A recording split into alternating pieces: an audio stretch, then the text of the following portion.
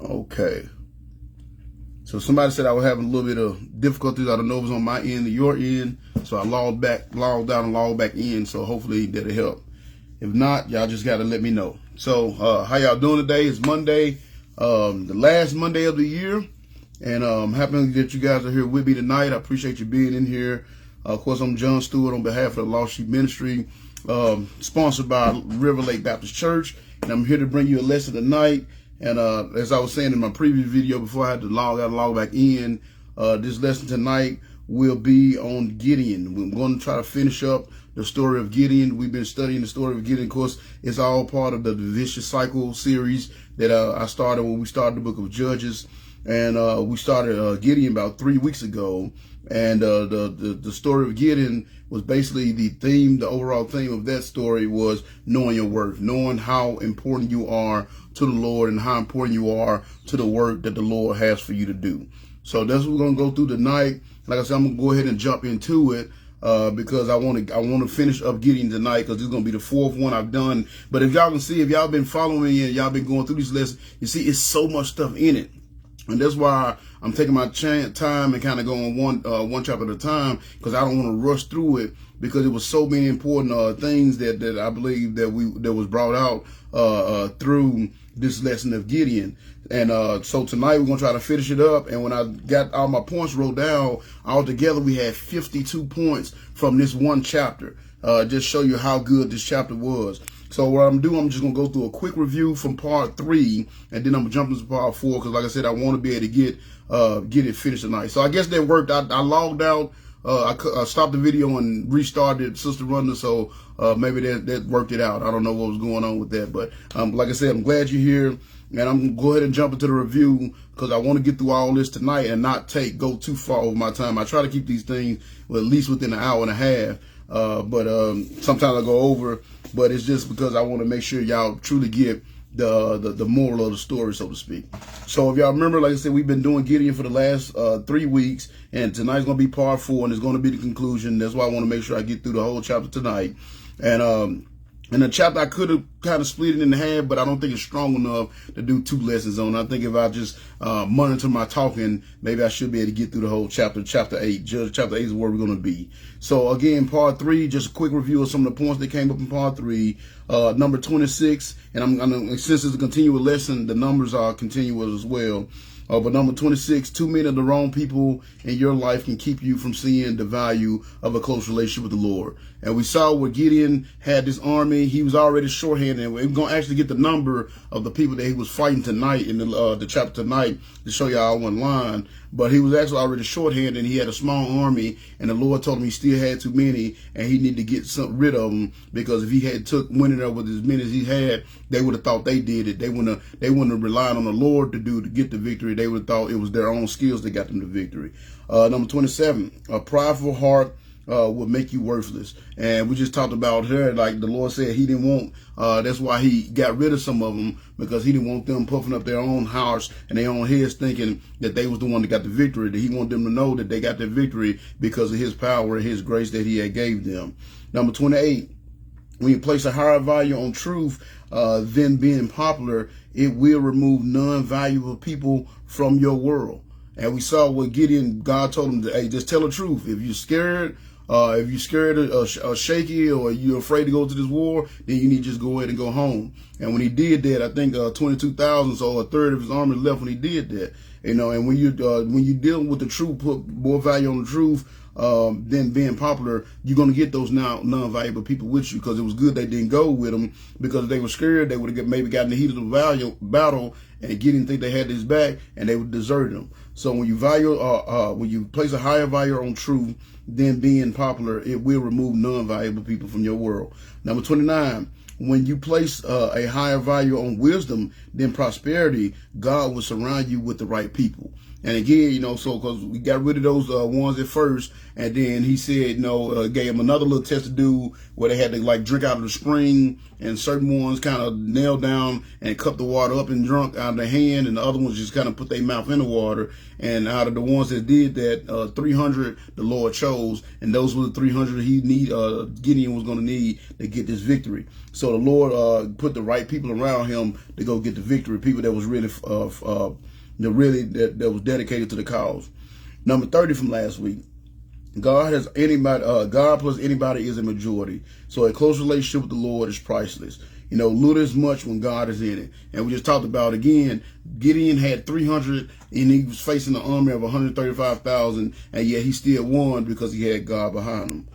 Number 31 from last week. Knowing your worth is knowing your worth is how you obtain victory.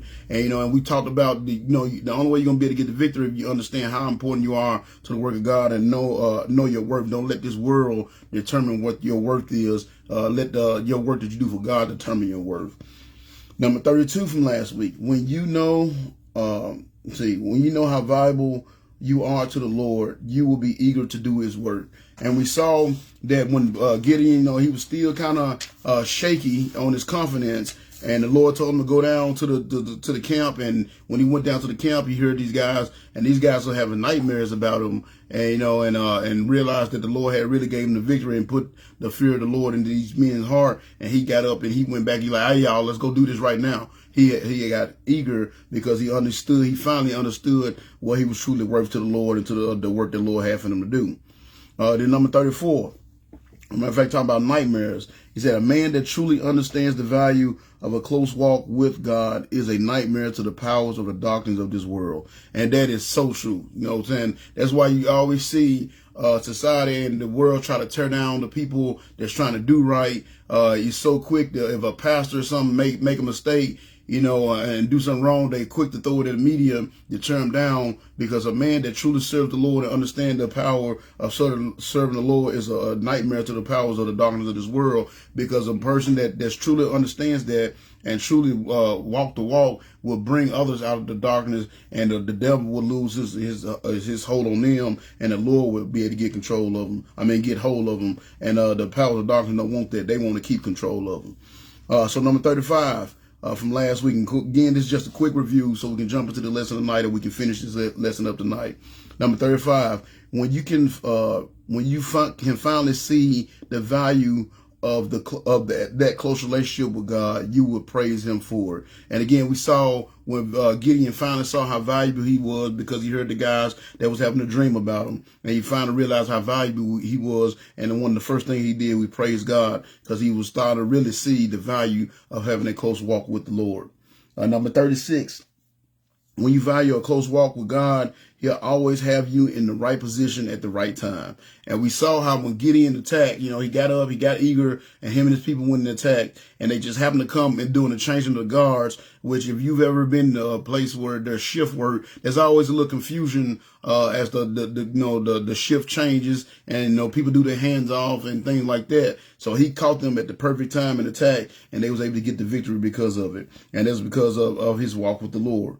Then number 37 from last week, when you understand your worth, you'll see the value in others as well. And we saw as the Gideon went and they started getting to get the victory, and they started chasing the many nights away, he called in all his other brothers in the surrounding towns and told them to come down so they can come join in and help him as well. Because again, my ultimate goal is I would love to be able to literally save the world, but I know that's something I can't do by myself. But it is possible if I can bring other people in and have them faithful in doing the work as well. And that's what Gideon did. And then number 38, the last point from last week was knowing your worth can help you show others their worth so they may also obtain victory. So again, we saw how because Gideon saw his worth and he was bold and confident, he called other people into the fold, into the war, and they came in and they also was able to get the victory as well, even though they wasn't even fighting with him in the beginning. So that was last weekend. We're going to pick up right there That's what chapter 8 starts off right there when he brings these other people in, this clan of Ephraim, which is one of the Israelite clans. He brings them in, and they get this mighty victory because they kill these two generals of the army. And they get this victory, but it's gonna cause a little strife to start off chapter 8. But Gideon gonna handle it like a true man of God. So go ahead and pray, and then we're gonna jump into the lesson for tonight. Dear Lord, Heavenly Father, thank you so much for watching over us today. Thank you so much for bringing us here tonight to share this lesson, Lord. I thank you so much for letting us have a good, safe weekend. Didn't hear a lot of craziness go on this weekend. I know there's a lot of people traveling, and everyone seemed to have made, the ones that has traveled over the weekend seem to have made it back safely. So that's a blessing there, Lord. So I thank you for that. And I just thank you for always watching over us, blessing us and guiding us, Lord. I thank you for always caring for us, Lord. And I thank you so much for keeping me safe throughout the day tonight. Throughout this day, and giving me this opportunity tonight to present this lesson. I thank you for letting your spirit touch my heart and giving me this series that I have started, Lord. And I pray that these words would leave this, video, these words from this video will go out and touch the hearts of those that need to hear it, so they can start seeing their worth, Lord, and seeing how valuable they truly are to the work that you have for them to do, and to this world and to your kingdom, and start giving them the want to do their work. So I just pray you let your spirit shine down upon me today, Lord, and shine through me, and use me to deliver this wonderful message tonight. And I pray that you let your spirit work on the hearts of those that's watching this video, whether they watch it live or later on, Lord, and pray that the words that will touch their hearts and give them the want to, bring them under conviction, and give them the want to have a close relationship with you, because they understand the worth and the value of doing so. Just watch over us as we go tonight. Let your spirit work on us all, so we may be better Christians because of the time spent here today. We love you and thank you for all you've done and given. And we say this prayer in your wonderful Son, Jesus' name. Amen. All right, so I don't know if y'all can hear it. I got my voice back pretty much. I'm about 90%. Still just a little bit scruffy, but way better than what it was. And I think me being off and not having to train for a couple of days definitely helped that out. So, of course, y'all know this series I started a while when we first started Judges, and it was called The Vicious Cycle Continues. And, and I'm pretty much pointing out how Israel, for these period, hundreds of years, a couple of 300 years, they just kept on going through this same cycle. And the cycle was, first they started off, blessed. They were blessed. And because of their blessed, they became apathetic. And because of the apathy, they ended up leading, their apathy led them down a path that led to destruction. And then after destruction lasted for so long, they humbled themselves and they went back to the Lord, and they just kept on doing this vicious cycle. So we've seen the cycle here as we went through the story. Of course, when it started off, they was in destruction. When it started off, they was in destruction. And then, of course, because of the destruction, they were being oppressed by the Midianites to the point where they was hiding in caves. They had to hide their food in order to be able to keep it for themselves.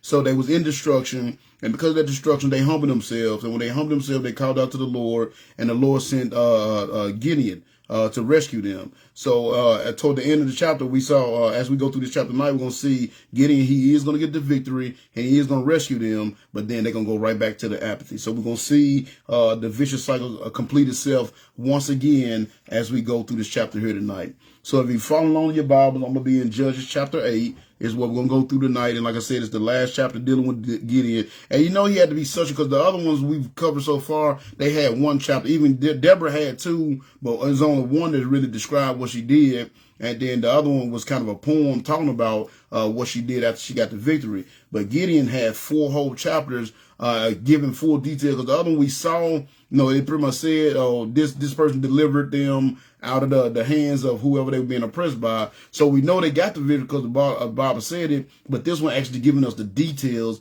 of how Gideon was able to obtain this victory through his strength in the Lord. So we're going to start in chapter 8. And, of course, I'm going to read this lesson out of New Living Translation, but I am a King James believer. I'm not being a heretic. I just read it out of the New Living Translation for my lost sheep people so they understand what's exactly being said, and I don't have to explain every single line, because sometimes with the King James, you have to explain every line, and then it just make it take even longer, and I won't get to talk as much, and y'all know I like to talk.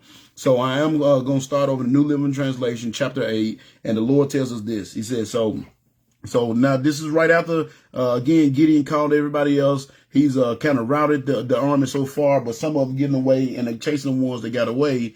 And now he called all his other brothers in to come help. And some of them was the men of Ephraim. And watch what happened. So in chapter 8, verse 1, it says, so then the people of Ephraim asked Gideon, why have you treated us this way?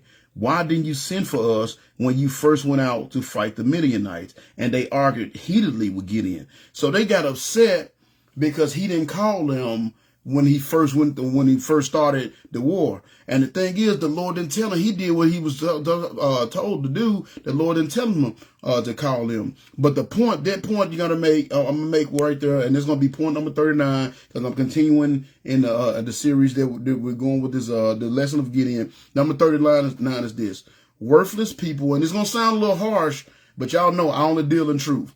So number 39 is this: worthless people will be mad at you for not valuing them when they don't truly value themselves. You hear what I'm saying? Worthless people will be mad at you for not valuing them when they don't even value themselves. See, they went there. Why did you call us when you first got everybody together? Now, y'all gotta understand, it ain't like the Midianites had just came and attacked and Gideon just went out and started fighting them. They had been occupying Israel for years. So had they knew they worth in the beginning, they would have been fighting against the Midianites. Gideon shouldn't have to call them to come fight. Because y'all remember when he first gathered his army up, when he had the 32,000, he sent out messengers. And Ephraim is not far, because Ephraim and Manasseh, because Gideon, his tribe was Manasseh, so they wasn't far from each other. So you know they had to hear talks of Gideon. Hey man, Gideon gathering the army.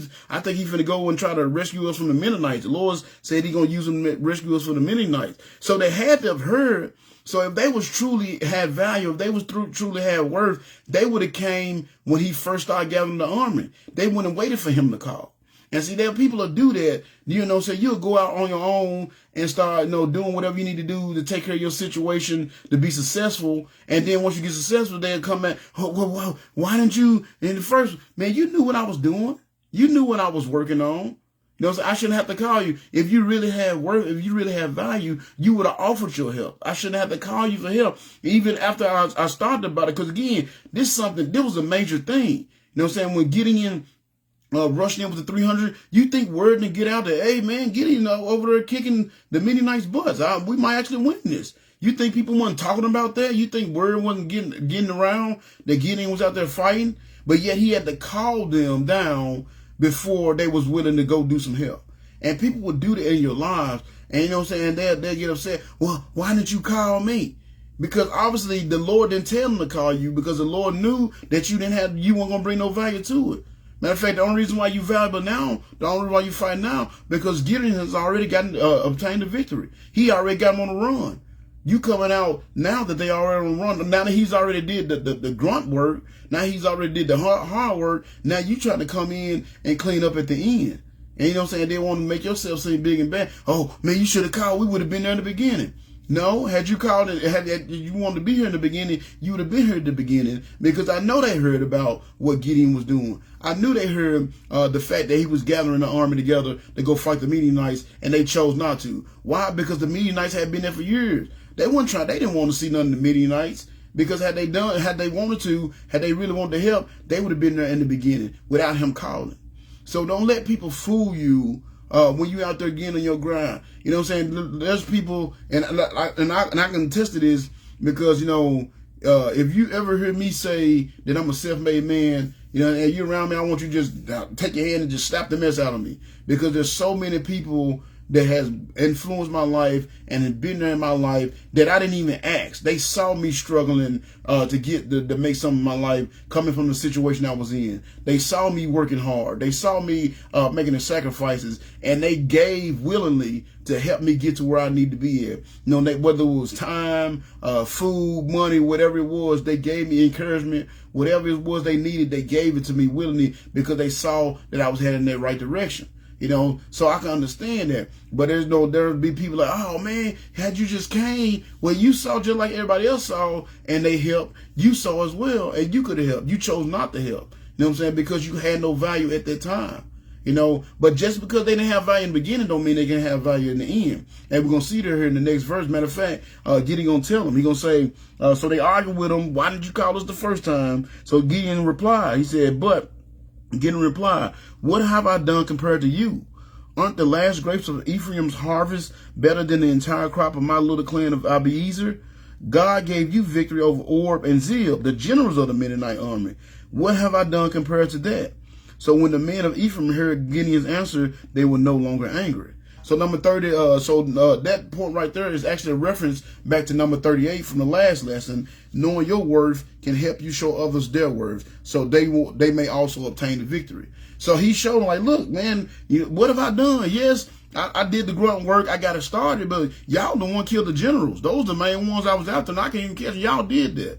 So knowing his worth, he didn't get upset by it. He just used the wisdom that the Lord had provided him with and showed him, like, look, yes, I did this. Yes, people may talk about me, and it might be, you got certain people saying, look what Gideon did, look what Gideon did. But in reality, look what you did. What you did was way better than what I did. So because he knew his worth, he was humble because he knew his worth. And instead of trying to boast himself and like, man, forget y'all, he just came like, look, man, y'all, yes, I'm valuable, but you valuable too.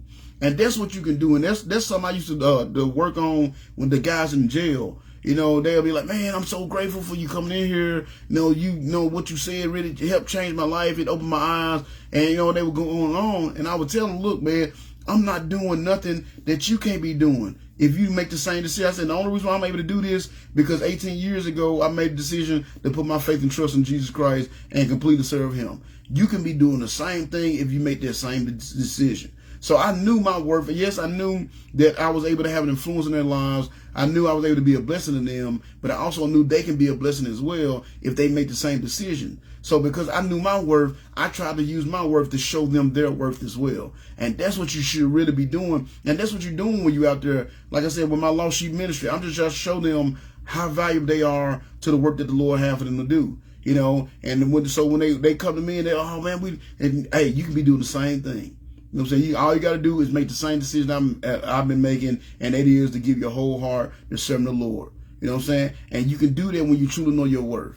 And I tell people, like, I would love for somebody in my ministry to start their own ministry and be bigger than mine. Like I know Talitha, which is one of the ladies from my ministry, she started having Bible studies on her own on Saturdays. And a lot of the people were going there, and she was having a house full of people. And I'm glad. Sometimes in my ministry, I had 2 or 3, and she was having a house full. I was happy for that. I was glad that she was able to do that and have her own ministry and be able to help others. You know what I'm saying? I'm not upset like, oh man, her ministry big man. No, I'm glad. I'm glad she's seeing her worth, and now she's seeing her worth. We're both even more valuable to the Lord. So when you really know your worth, you can help others see their worth, and you can bring out their true potential.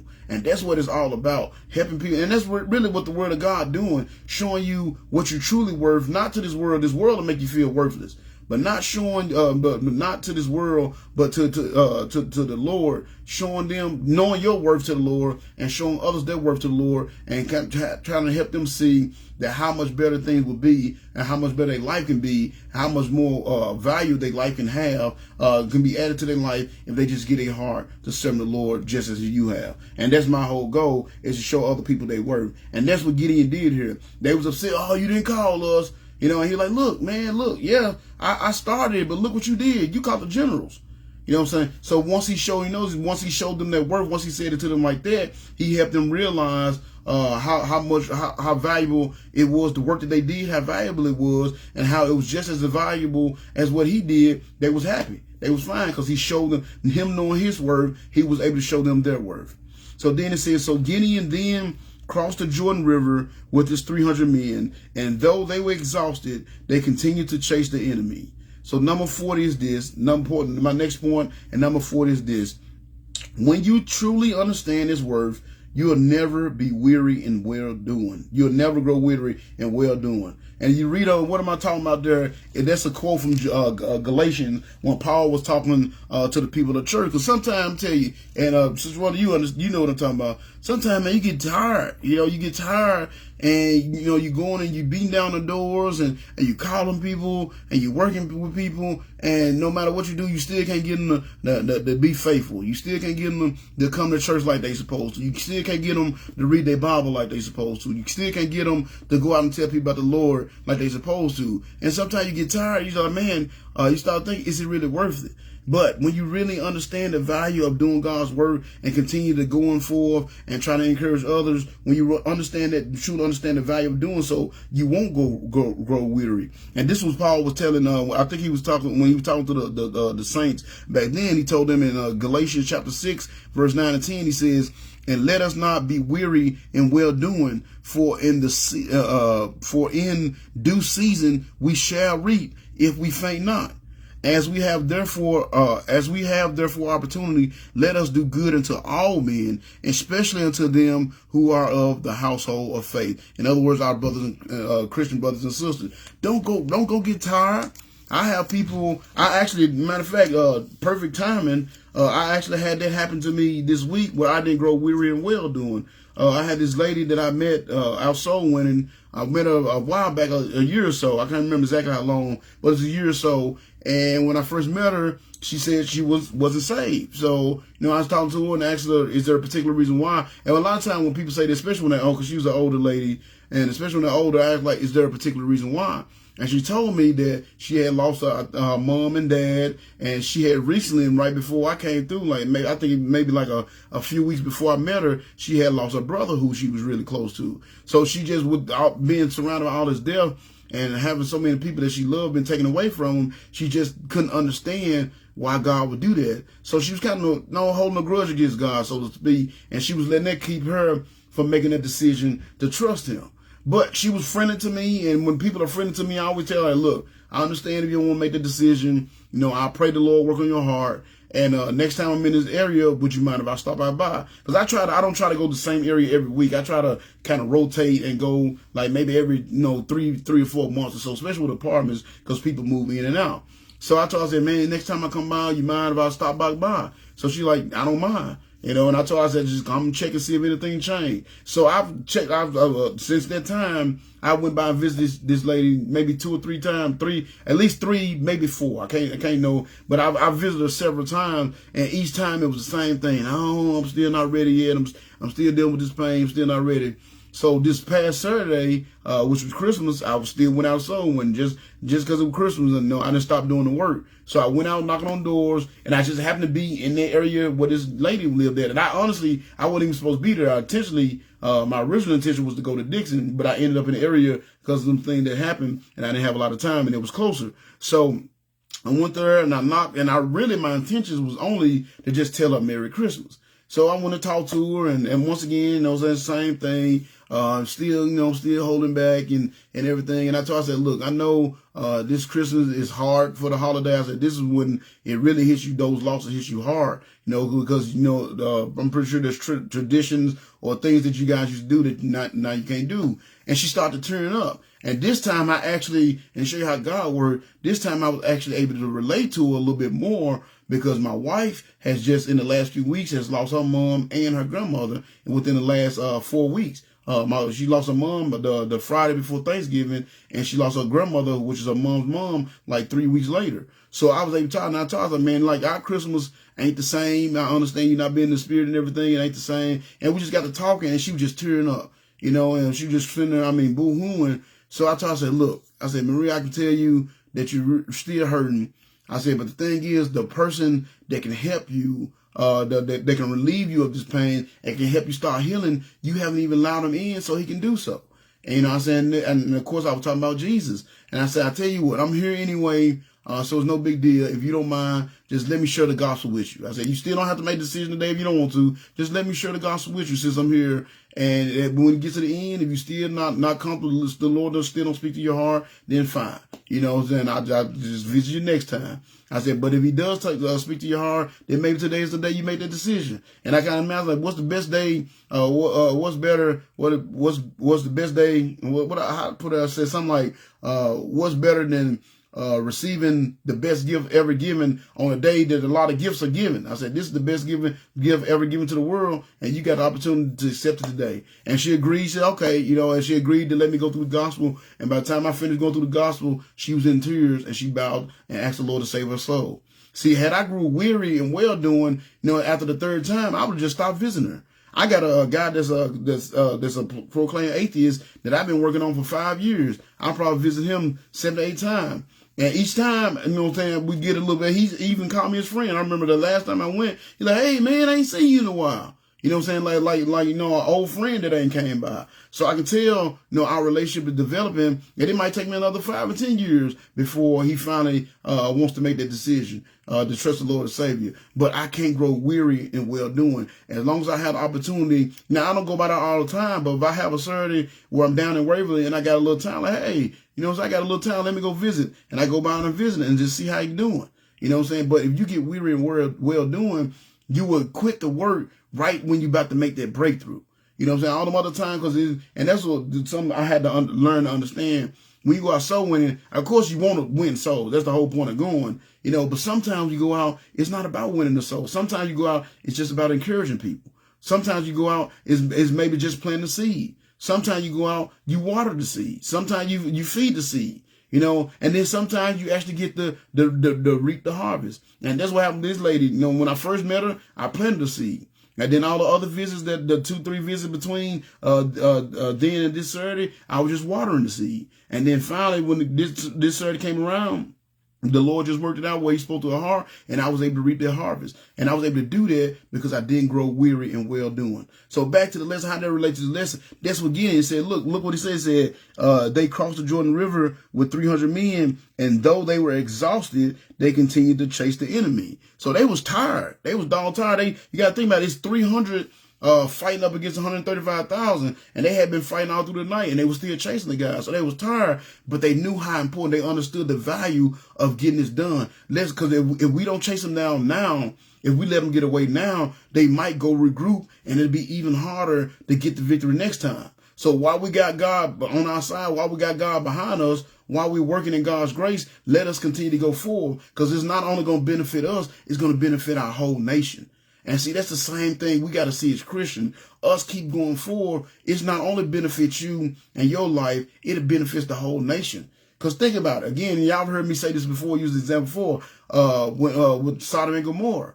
You know what I'm saying? All they needed was 10 faithful people that was doing God's work, and that city could have been, it wouldn't have been destroyed. It could have been saved. But because they had got weary in the well-doing, they couldn't find 10. They only found 4. Actually, it was 4, and then one of them even turned back when she went out, which was Lot's wife, because she turned to look back, and she ended up turning to a pillar of salt.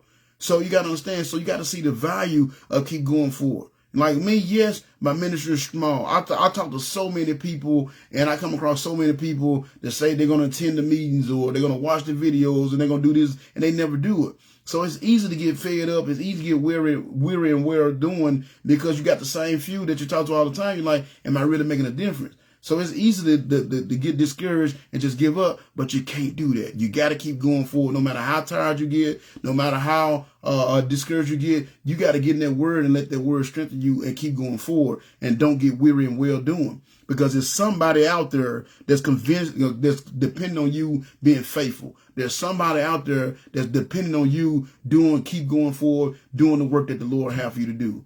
You know what I'm saying? Now, the reason why I'm here talking to y'all today is because somebody kept praying for me. Because my grandmother kept praying for me. Even though I was a knucklehead, I was hard-headed. And I wish to this day that I could have made this change and start doing this work that I'm doing now before she passed away. I really wish I could have. I wish she could have seen this with her own eyes. But I know she's seeing it while she's up there in heaven. You know what I'm saying? She's reaping the benefits of it while she's up in heaven. She never stopped praying for me. She never stopped asking God to guide me in the direction I need to be, because she never got weary in well-doing. And we have to do the same. We have to realize how important it is for us to do God's work. We might not see the increase from our work just yet. We might not see the blessings from the work. We might not see the people coming to us, but that's not what we should be focused on. We should just be focused on keep going forward, doing what we know we're supposed to be doing. Do not grow weary. And that's what happened here. Like I said, Gideon and his men, they were tired.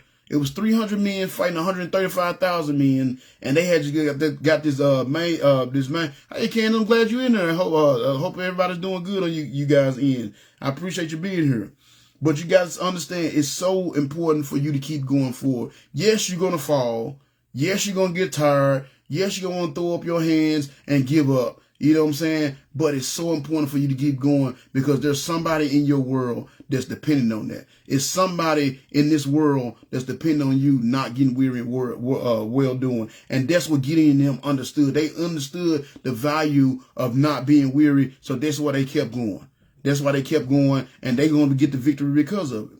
So we see here it says so now when they reach Succoth, and this right here, this next point is one of the things that'll make you weary and the well doing. It says when they reached Succoth, Gideon asked the leaders of the town, "Will you please give my warriors some food? They are very tired, and I'm chasing Zeba and Zalmunna, the kings of Midian." But listen to this, and this is what people will do. This is why people sometimes you just don't like dealing with them. So it said, but the leaders of Succoth replied, "You haven't caught Zeba and Zalmunna yet? Catch them first, and then we will feed your warriors." See, stuff like that'll make you want to give up. You know what I'm saying? Because you got to think about these are the very people that they're fighting for. I'm trying to chase these guys down. I'm trying to defeat these kings to make your life better. And you won't even give me the food. You won't even throw my word. You mocking me. So number 41 is this. Some of the very people you are working to help won't even value your efforts. So don't let that make you weary and give up. You know what I'm saying? The very people, because these are the very people that he's fighting for. You know what I'm saying? He's fighting to free them from this oppression that they've been under for all these years. And all he asked them to throw them a little food, and they mock him. "Oh, you ain't even caught the kings yet. I ain't giving you nothing. You go catch the kings first, and then we'll give you some." You see what I'm saying? And I see this, and I'm not saying kids are bad, but just a perfect example. If you're a parent, you'll know what I'm talking about. Kids are a perfect example of this. You know what I'm saying? And they don't do it intentionally. They don't truly understand the sacrifice you made. But some I get all the time with my kids, you know, because like with my kids I think I told y'all before, y'all know my testimony. For a while, I literally worked 100 hours a week. You know what I'm saying? So for my first few years, up until I got this job that I have now, where I've only had one job, but up until then, I was always working. I was rarely at my house. Like my kids lived in the house with me, and they still barely saw me because while they was at school, you know what I'm saying, I was sleeping, and by the time they got home, I was going to work, or you know what I'm saying, when they woke up, I was still asleep. You know what I mean? It was just we was on different schedules. You know what I'm saying? So a lot of times they give me like, "Well, you weren't there." I wasn't there because I was trying to feed y'all. You know what I'm saying? I was working to feed y'all. I was, you know what I'm saying? My wife wasn't working. I was working to take care of 7 people. You know what I'm saying? With one income. I was doing it for you. Now, again, they don't say it out of spite. They don't understand it. And, of course, when they get older, like now that my boys have gotten older and become men, they understand it. Now, especially my oldest that have his own kids. And, you know, my boys that trying to work to put himself through college, and my other son that's just trying to work to take care of himself. Now they understand, like, oh, man, it wasn't that you didn't want to be there. You couldn't be there because you was taking care of us. I understand how hard it is. You know what I'm saying? I might have made it look easy, but it was a lot of work. You know what I'm saying? So, again, I'm not saying kids as a bad thing. It's just that sometimes they don't appreciate your efforts. You know what I'm saying? A lot of times the work that you're doing to provide for them, they don't get it. All they know is daddy wasn't there. You know what I'm saying? I had a game, daddy didn't make it. You know what I'm saying? Never mind that daddy, you know what I'm saying? Exactly. You get it. You know what I'm saying? Never mind that daddy wasn't at your game because he was making money to pay for your equipment. You know what I'm saying? To pay for your cleats that you need and all that. That's the only reason why you're able to play this game is because daddy is work. All they know is daddy wasn't there. You see what I'm saying? So again, when they get older, they appreciate it. But a lot of times when kids are young, they don't appreciate the work and the effort and the sacrifice you make to really take care of them. And see, that's what's happening here. Gideon out here risking his life, taking 300 men to fight against 135,000 to rescue these people, bring them out of their oppression, to get them a better life. And he asked them for a little bit of food, and they mock him. "Oh, you ain't even caught the kings yet. No, you go catch them, and then once you catch them, then we'll give you some." You see what I'm saying? So you got to understand that's going to happen when you're doing God's work. Don't let that make you bitter and give up.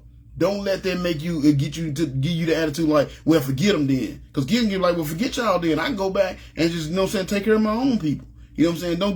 Gideon, he gonna get back at him, but that's gonna happen when you're serving God's work. That's why 41 is don't be weary, 40 is don't be weary and well doing. So don't get upset because these guys are not appreciate your work and make you weary and well doing. And you just because you gotta understand some of the very people that you are working to help won't even value your efforts. You know what I'm saying? They'll be the main ones talking bad about you when you trying to do things that make their lives better. They'll be the main ones talking about you, turn you down. You see what I'm saying? What up, Chad? I'm glad you're here, man. I appreciate you being here, brother. I don't know if you ever been on a video live with me before, so I appreciate you being here. I appreciate all y'all tonight.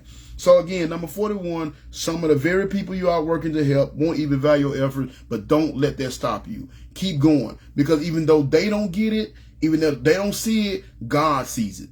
And he's going to reward you for it. And you're going to get, because again, over Galatians, what it say? If you don't grow weary, in due time, you're going to reap the benefits from it. Just don't go weary. Just keep on going forward, doing good, even though people do you wrong, even though the very people that you're trying to help do you. Think about, look at Jesus. What happened to Jesus? He came to seek and save those which was lost. He was out there healing people. He was out there, and the very people that he was healing, the very people that he was got the lame walking, the blind seeing, the deaf talking. Hearing, the people that couldn't talk, the mute talking, the very ones that he was out there healing and working for. You know what I'm saying? Working for was the very ones that were screaming for his crucifixion the very next day. You see what I'm saying? So don't be weary in well-doing. The very people that you're working for, sometimes they ain't going to appreciate it, but you keep going for it anyway. And when the time comes, you reap the benefits. So then the next verse, we see here in verse number 7, he says, so Gideon said, after the Lord gives me victory over Zebah and Zalmunna, I will return and tear your flesh with the thorns and briars of the wilderness.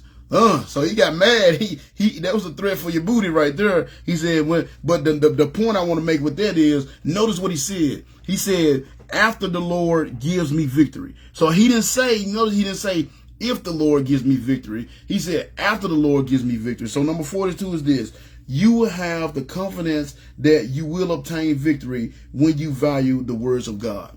You will have the confidence that you will obtain victory when you value the words of God. See, God had made Gideon the promise. God told him, I'm going to lead you to victory. You're going to, yes, I know you got this huge army. I know you way outmatched, a way out man, but you're going to get this victory. And y'all remember in the beginning, Gideon, he wasn't too confident. Because you remember he asked God, well, if you're going to give me this victory, I'm going to lead this fleece out here and let it be wet and the ground around it dry. And the Lord did that. And then he was like the next night, well, okay. Now I want the ground to be wet and the fleece to be dry. And the Lord did that. You know, so he still wasn't confident just yet. But now over here toward the end, you see he's seen the Lord work in his life. He's seen the Lord do some things. So now he has this victory. He saw the Lord allow him to attack an army of 135,000 and get the victory with only 300. So now his confidence is built up because now he's fully trusting in the words of the Lord. And he's truly valuing the words of the Lord. So when you truly value the words of the Lord, you would have that confidence that you will get the victory. So while they were sitting there teasing him, he told him, he said, after the Lord give me victory, after the Lord gives me this victory, I'm going to come back and I'm going to whoop y'all butts. Basically what he said. He said, after the Lord gives me victory, I will return and tear your flesh with the thorns and briars of the wilderness. And of course, because he's having to go through the wilderness, chasing these armies down, and they're having to go through the thorns and the briars. It ain't like today, today's time where they had Carhartt and stuff like that. They had steel-toe boots and things like that that can keep you from getting stuck as you go through the weeds and while you're out there hunting and stuff. No, they just had like cloth. You know what I'm saying? So they were going through these thorn bushes and all this stuff, legs and stuff probably all kind of scratched up. And all they needed was a little help. And these people, the fight for these people and these people taunting them. So he told us, all right, once the Lord give me this victory, we're going to come back and we're going to have some words. You see what I'm saying? So that's what he did say. So number 42, you will have the confidence that you will obtain victory when you value the words of God. And the reason why he was able to say that, the reason why he told them, as soon as the Lord give me this victory, I'm coming back, because he knew that he was going to get the victory because the Lord had told him that he was going to get that victory. So then after that, he says, in the next verse, he says, so from there, Gideon went up to Peniel and asked for food, but he got the same answer.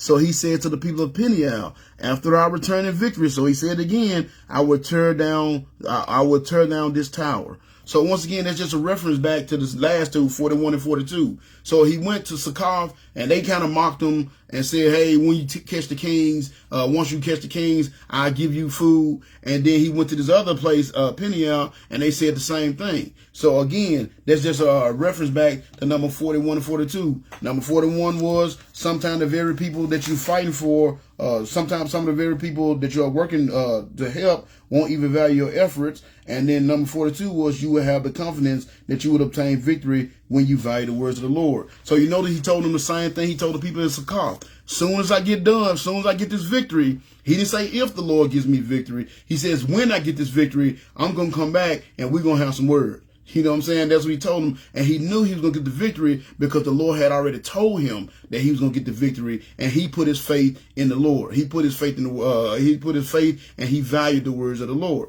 So then in the next verse, he says, verse 10 says, so by this time, Zeba and Zalmunna were in Kakor with a remnant of 15,000 warriors.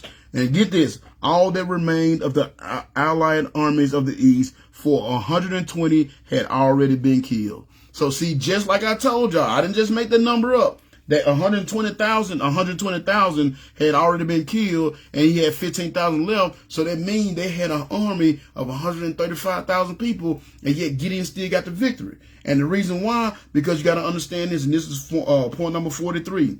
When you value a close relationship with God, no weapons or army formed against you shall prosper. And I know in Isaiah 54:17, it says no weapon formed against you shall prosper. But I threw that army in there because that army was the weapon. They figured, hey, we're going to notice what it said. He said, all that remained of the allied armies of the east. So it said, I'm reading again. It said, by this time, Zeba and Zalmunna were in Kakor with a remnant of 15,000 warriors, all that remained of the allied armies of the east. So they formed this huge army of 135,000 soldiers, so for the sole purpose of going in there and just continuing to take over Israel in the fight against Gideon. So they formed this. So they formed this army to fight. But guess what? God was with Gideon. So when God is with you, when you value having that close relationship with the Lord, and the Lord is truly with you, no weapons or army, for this matter, formed against you can prosper. And just like I told y'all on our other point, and it might seem like he was outnumbered 135,000 to 300, but guess what? God plus anybody is the majority.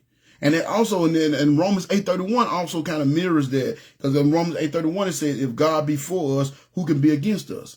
And the original lesson that I did on Gideon, that was the title of it. If God is for us, who can be against us? And that show you, I don't care how many men they got. I don't care what weapons they got. If God is for you, then there's nothing they can do to get to you. There's nothing they can do to be against you. There's nothing they can do to get the victory over you as long as God has your back. And God will have your back if you truly value having that close relationship with him. And that's why having that close relationship with him is so important. That's why because it helps you develop the hedge of protection that you always hear about. Y'all remember over in Job when the devil was wanted to go tempt Job.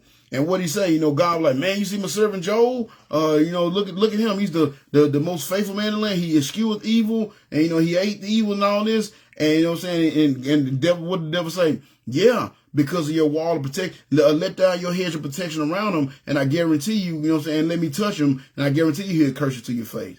See, why did Job have that hedge of protection around him? Because he had a close relationship with the Lord.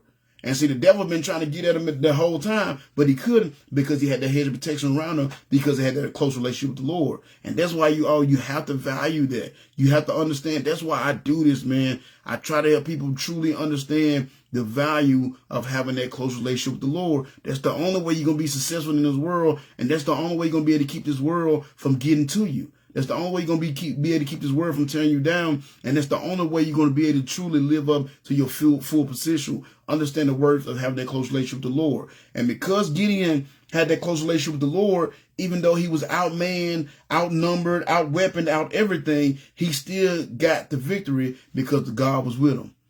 God was with him. And because God was with him, no weapons or army formed against him was able to prosper. You know what I'm saying? And who God is for us, who can be against us? So get God on your side. That's why it's so important. Understand the value and the worth of having that close relationship with God and getting God on your side. And you won't have to fight the devil all on your own and continue to fight this world as this world try to tear you down. So then next verse he says, so Gideon circled. So it says Gideon circled around. So they got this 15,000. He's still chasing the 15,000 that escaped out of this 135,000 soldier army. And it says, so Gideon circled around by the caravan route east of Nobah and Jogbehah. I might have pronounced that horribly, but Jogbehah, taking the Midianite army by surprise. Zeba and Zalmunna, the two Midianite kings, fled, but Gideon chased them down and captured all their warriors. So again, this is another benefit of understanding and valuing that close relationship with the Lord. Because number 44, when you value your walk with God, he'll always lead you down the path that leads to success. See, because you got to think about it. You notice that they told the exact route he took. Why? Because if he had taken another route, he might have ran into, because, I don't know if you know war, understand war and things like that, but they always had scouts, what I'm saying? The armies, especially when they was scattering or they was trying to make it back to their home base, they always left scouts throughout. So Gideon was able to take the route that avoided the scouts and was able to take them by surprise. That's why it took them by surprise. Because they was expecting, for their scouts to be able to see Gideon before he came up on them. But because God took Gideon the right route, because God gave Gideon the wisdom to go the route that he went, he was able to catch him by surprise and, again, get the victory. And see, that happened because, again, he has that close relationship with the Lord. You know what I'm saying? And the Lord gave him that wisdom. Because what is the beginning of wisdom? The fear of the Lord. And if you fear the Lord, then you're going to have a close relationship with the Lord. If you truly fear the Lord. And of course, it's not talking about afraid, like, oh my God, God is going to send me to hell or beat me down or do something like that.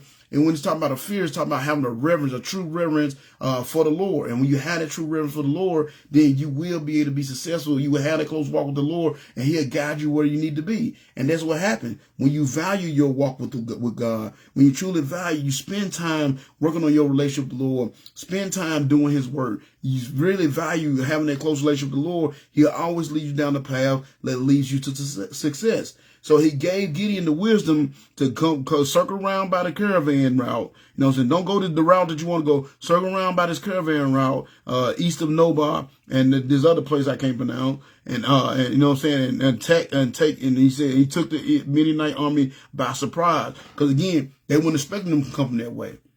They weren't expecting them to come. They were expecting them to come from another way, or at least having a heads up before he came. But the Lord led him in the way he needed to go, so he was able to get that victory.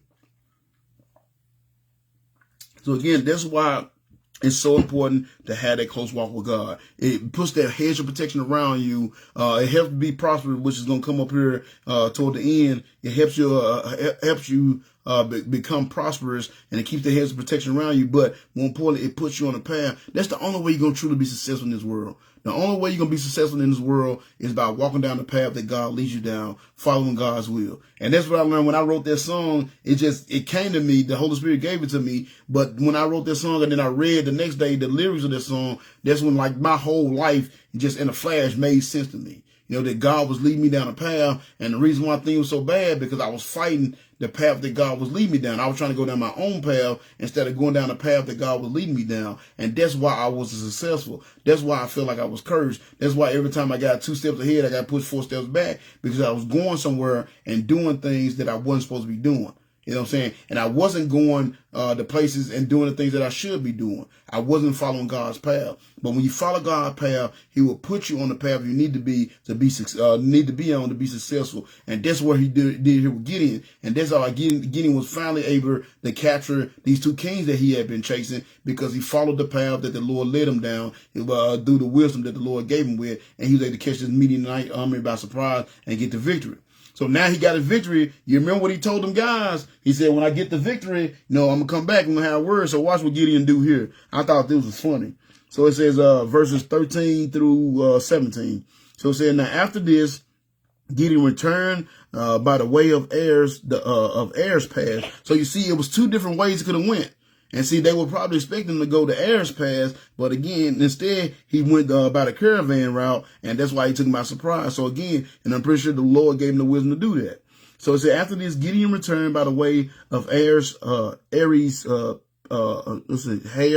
Pass. There he captured a young man from Succoth and demanded that he write down the names of all the 77 rulers and leaders in the town. Now Gideon then returned to Succoth and said to the leaders, here are Zebah and Zalmunna. When we were here before, you taunted me, saying, you haven't caught Zebah and Zalmunna yet. Catch him first, and then we will feed your exhausted warriors. Then Gideon took the leaders of the town and taught them a lesson, punishing them with the thorns and briars from the wilderness. He also knocked down the tower of Peniel and killed all the men in the town. So he went back and he got his revenge. He went back and got his revenge because they was messing with him, and he kept his word that he had said. He told them, when I get this victory, I'm going to come back and we're going to have some problems, and he kept that word. So number 45 is this: the greatest revenge.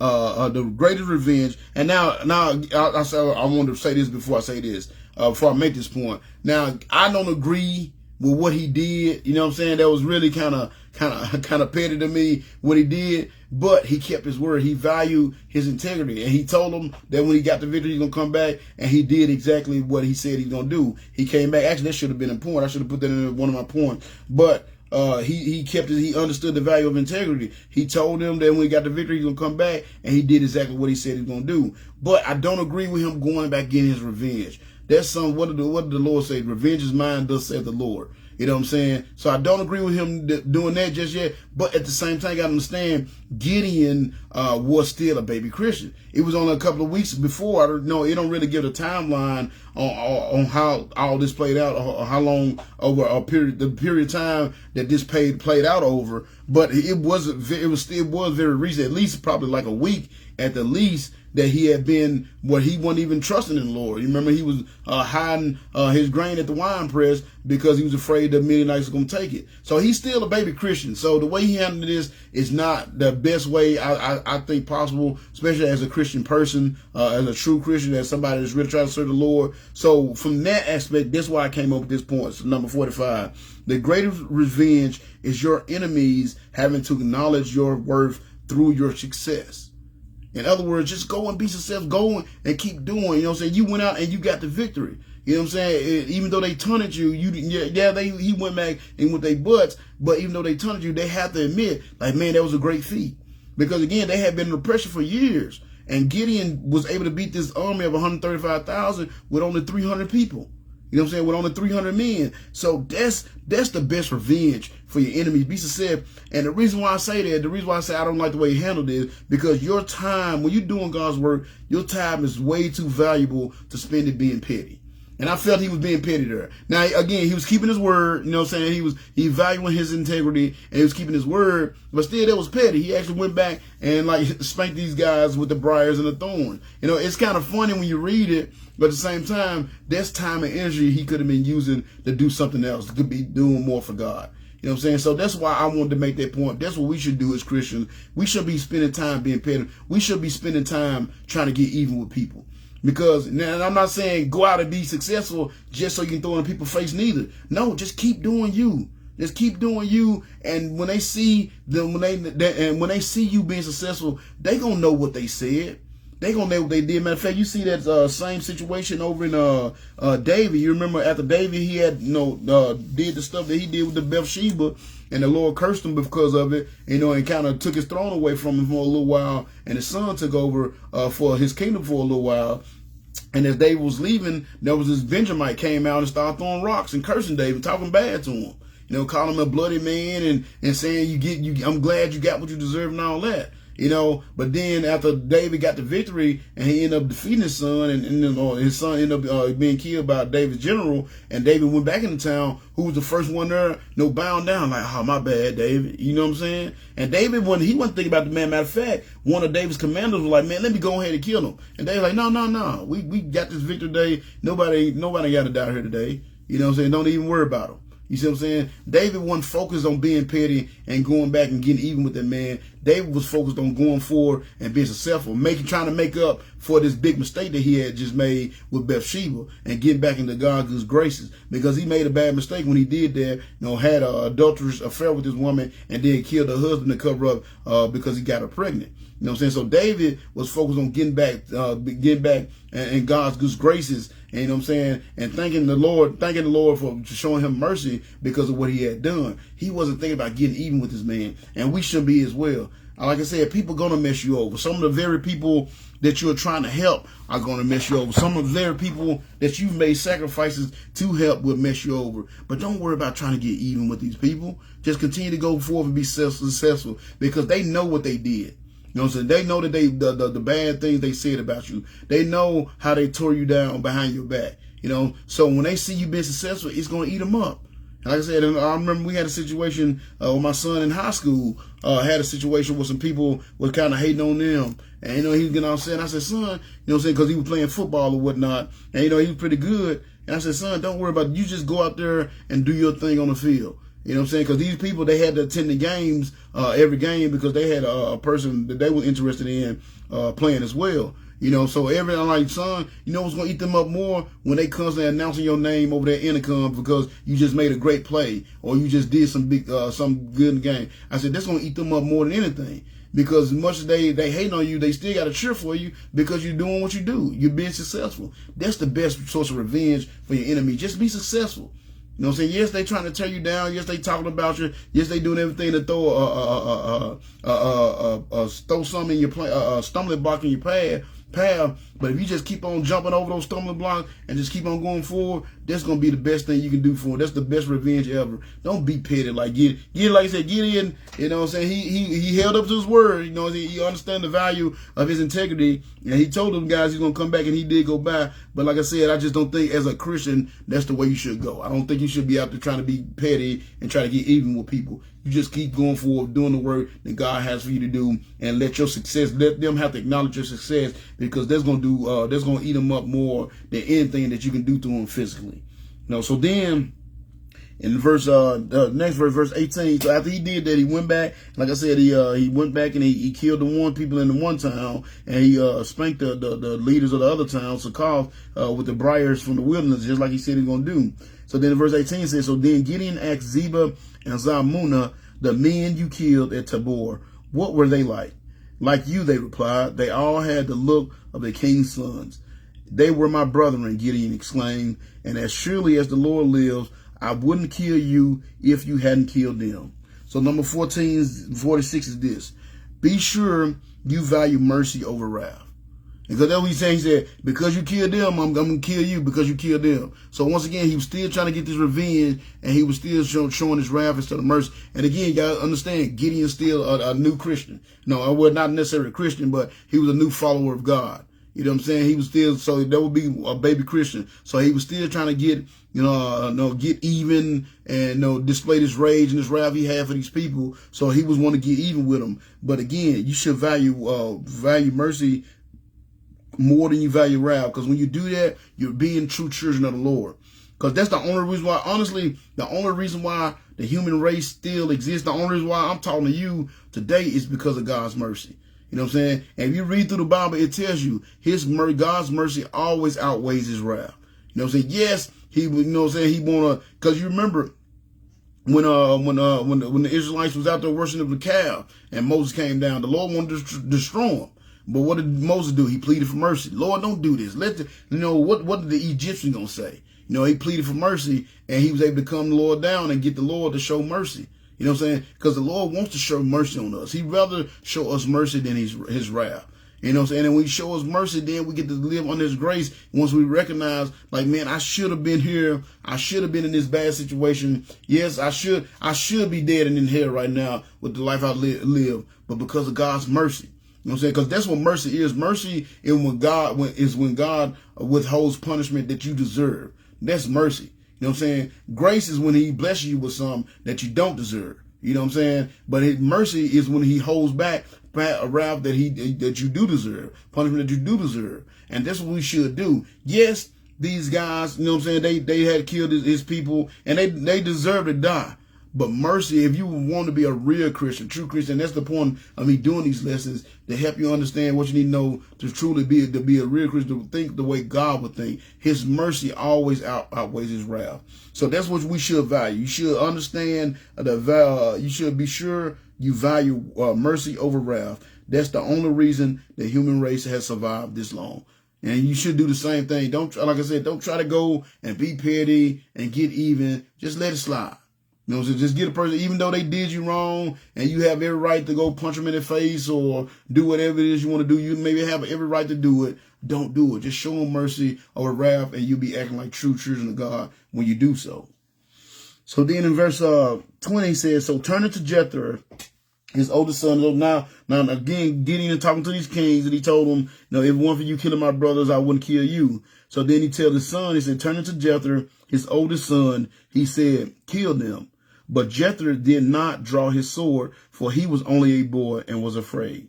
Then Zebah and Zalmunna said to Gideon, don't ask a boy to do a man's job. Do it yourself. So Gideon killed them both and took the Gideon killed them both and took the royal ornaments from the necks of their camels. So number 47 is this. Understand the value of growth. Make sure you understand the value of growth.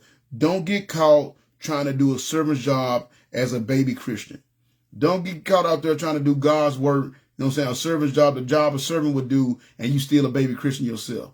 It's very hard for you to get out there because you're going to get tried. You know what I'm saying? You go to the wrong person, you come across the wrong person. Like I got a situation Saturday,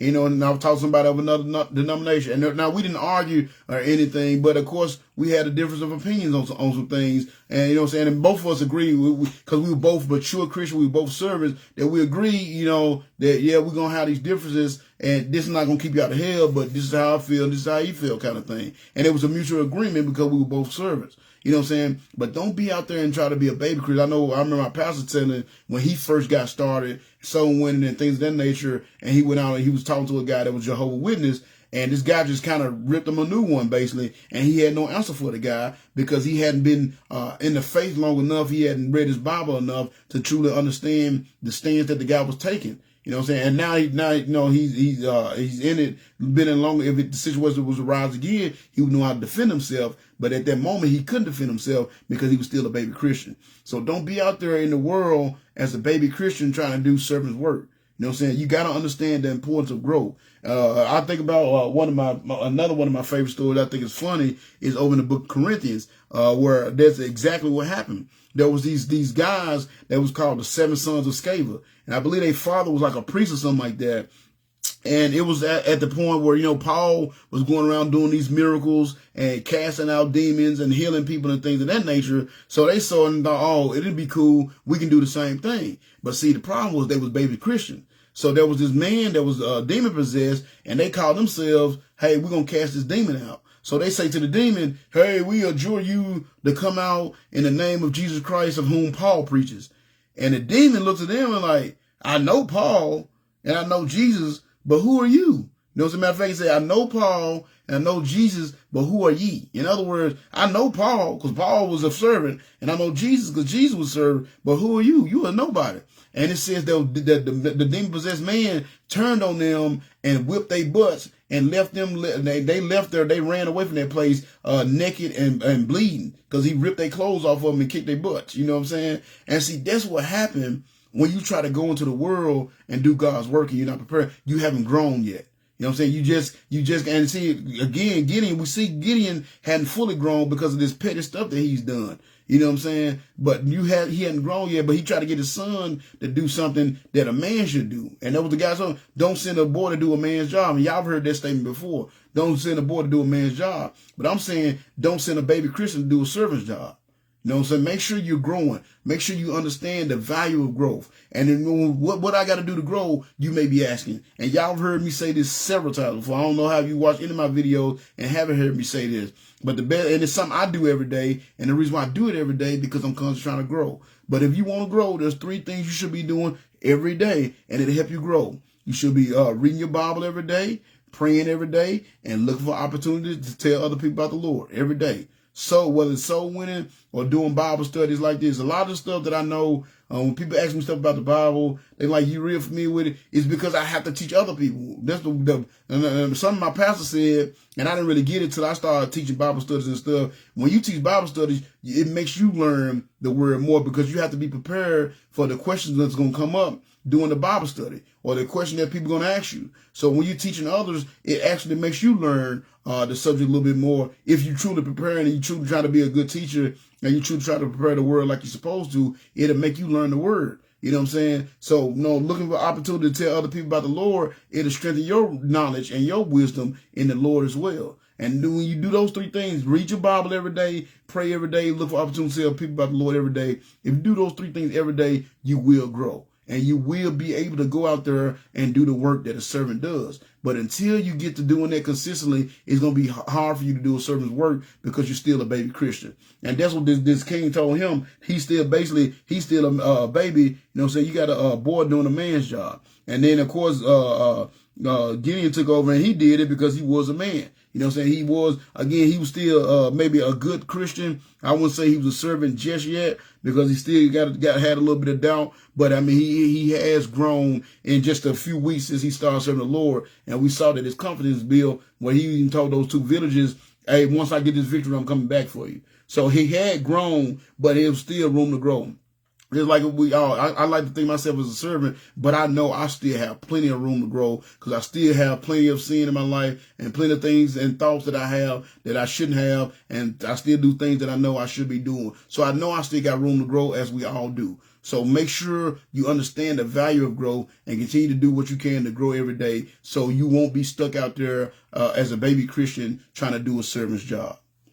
So so they get the victory. So we see here where they finally get the victory, and it says in verse 22, it says, so then the Israelites said to Gideon, so he killed those, and they got the victory. So in verse 22, he said, then the Israelites said to Gideon, be our ruler.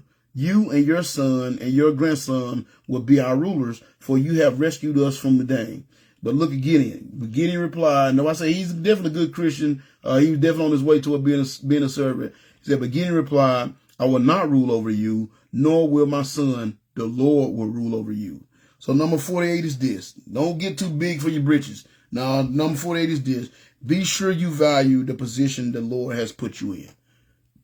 Be sure you value the position. And this is one I have to tell myself, because y'all heard me say it. Yes, I would love for 100 people to be on here, 1 million people to be on here and have this huge ministry. But I have to, this is the position the Lord has put me in. This is how big he's made my ministry, and I got to do the best with what he got. Because like I told you earlier, little is much when God is in it. So as long as I keep the Lord in it, as long as I know I'm doing my best to do God's work, doing my best to help others see their worth and see their value, as long as I know I'm doing my best, then I got to be happy with that. So because you see with him, when God called Gideon, he didn't say, I want you to rule my people. He didn't say, I'm calling you to be king of my people. I didn't tell you to rule over my people. I just want you to rescue my people. So Gideon was happy and he was content with the position he was in. He didn't get the big head because he just went and destroyed his 135,000 soldier army with 300. He didn't get the big head and think, oh yeah, I should be ruled. No, God didn't call me to rule. God called me to rescue Israel out of the hands of these Midianites, and that's what I'm going to do. And so what we saw there, we saw his humble heart, and we saw why the Lord chose him. You can see that he has some good qualities, even though he still has some things to work on like we all do. He did have some good qualities, and there he was humble. He didn't get the big head because he got this big victory. He's like, the Lord is the one that's ruling over y'all, and the Lord going to continue to rule over y'all. No, because we so quick to go to man and have a man rule over us. We so quick to go to the world and follow the world's rules. We're quicker to do that than we ought to follow God's rule. We're quicker to do that than to get into the Bible and just do what the Bible say. We're quick to do what the man say, the laws the man say, but we're very slow to do the obey the rules and the commandments that God has given us. And that's what Gideon said. No, the Lord is going to rule over you. Me, I'm not going to rule over you or my son. You got to understand, they was setting him up. That was going to be a nice position. That was, hey, let us give you this position. Let's make you ruler. And he said, no. Why? Because he valued the position the Lord had given him. The Lord didn't ask him, didn't tell him he wanted him to be a ruler. The Lord didn't ask him, call him to be a ruler. The Lord asked him to be a deliverer out of the hands of the Midianites. And that's what he did. And he was content with it. So then next verse he said, however, I have one request, and we're going to, like I said, this is going to show you that he still has some things he had to work on. He said, however, I have one request. Each of you can give me an earring out of the treasures you collected from your fallen enemies. The enemies, being Ishmaelites, all wore gold earrings. Gladly, they replied. They spread out a cloak, and each one of them threw in a gold earring he had gathered. The weight of the gold earrings was 43 pounds, not including the crescents and the pendants, the royal clothing of the kings, or the chains around the necks of their camels. So number 49 is this. 49 is this. When you understand the worth of God's work, when you understand the value and the worth of doing God's work, you will give to it with a joyful heart. You know what I'm saying? You will give to it. You will be happy to give to God's work. Yes, it might cost you a little bit. Yes, your bank account might not be as nice as it could be because you're doing it. But you know God's work is being done. That's how it is with me with missionaries. Y'all know I'm always talking about how broke I am because I got so many kids that I'm trying to take care of. And you know what I'm saying? But I still get the missionaries. Every paycheck, I give a certain percent of my check to missionaries. Every paycheck. I think it's been right at 3 years since I last missed the opportunity to tithe, since I missed tithing. You know what I'm saying? At first it was a little sketchy, but I had to put my full faith in the Lord. And it's been about 3 years since I missed the tithing. You know, every single paycheck, every cent that comes in, I'm tithing on it. You know why? Yes, my bank account would be nice if I didn't, and I'd be a little bit more well off. But I understand how them tithes go to help God's work continue. I understand how giving to missions can help God's work. I understand the value of doing so. You know what I'm saying? I can't go over to Africa and witness to people. I can't go over to Saudi Arabia and India and all these places that these missionaries go, but these missionaries can.